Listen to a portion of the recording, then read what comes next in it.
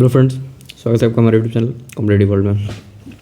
दोस्तों, हाल ही में जो एम्स सीआरई का जो पेपर हुआ था, जो कि आपके एम्स दिल्ली ने कंडक्ट कराया था, उसके अंदर काफ़ी सारे पोस्ट, मतलब ऑलमोस्ट 100 पोस्ट का पेपर हुआ था आपका। वो 100 पोस्ट के लिए पेपर हुआ था। काफ़ी सही पोस्ट थे। तो एक उसके रिगार्डिंग एक नोटिस आया है आपका। नोटिस एक्चुअली डेटेड 21/2 का है और उस नोटिस का सब्जेक्ट आप देख पा रहे होगे। सब्जेक्ट क्या है आपका? Common recruitment examination CRE AIIMS 2023। ठीक है, इसके रिगार्डिंग में है। तो इसके सेक्शन में क्या है ना कि आपका लिखा गया यहाँ पे, AIIMS new Delhi has conducted common recruitment examination on behalf of all participating AIIMS. मतलब एम्स दिल्ली ने सभी पार्टिसिपेटिंग एम्स के बिहाफ में एक कॉमन रिक्रूटमेंट एग्जामिनेशन कराया था। सारा प्रोसेस जो है, all the process of recruitment is completed and provisionally allocated list of candidate has been published on the website this.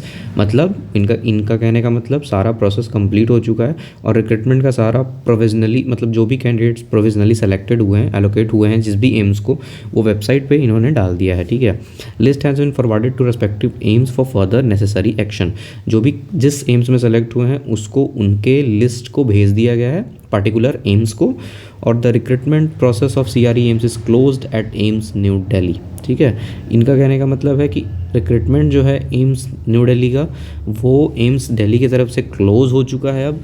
और इसके रिगार्डिंग अब कोई सा भी फर्दर किसी भी तरह का कोई चीज़ इनके तरफ से इंटरटेन नहीं किया जाएगा। वो बाकी एम्स समझें, अब इन्होंने एक एग्ज़ाम कंडक्ट कराया और उसमें जितने भी पार्टिसिपेटिंग एम्स थे इन्होंने मतलब एम्स न्यू दिल्ली ने सबको अपना अपना लिस्ट भेज दिया है। बाकी जिम्मेवारी अब उनकी है। ठीक है, इनका कहने का मतलब ये है, respective AIIMS will take up any follow up action related to joining and document verification as per the decision of respective competent authority and the respective AIIMS. अब कहने का मतलब इनका काम बस एग्ज़ाम कराना था भाई। तो अब रेस्पेक्टिव एम्स, जो भी एम्स हैं जहाँ भी आपको सिलेक्शन मिला है या जहाँ भी आपका प्रोविजनली अलॉटमेंट हुआ है, वो अब एक्शन लेगी आपका डॉक्यूमेंट वेरिफिकेशन को लेके और एज़ पर डिसीजन उनका होगा फाइनली। मतलब अब जो भी एक्शन होगा वो लोग करेंगे।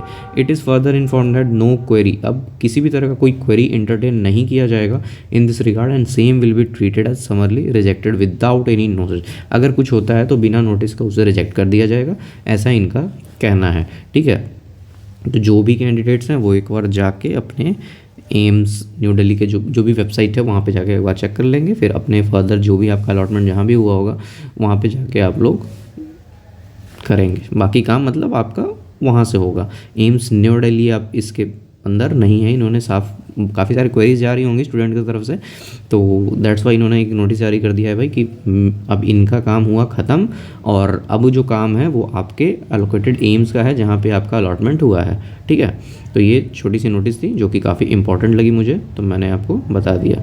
हालांकि ये आई है 21 फरवरी को ही, बट इन दिनों मैं एक पेपर में बिजी था तो मैं उस टाइम पे तो नहीं बता सका, बट अभी मैंने देखा, मुझे पता चला तो मुझे लगा कि बता देना चाहिए, ज़रूरी लगा। दैट्स वाई मैंने इसको आपको बता दिया। ठीक है, चलिए, थैंक यू।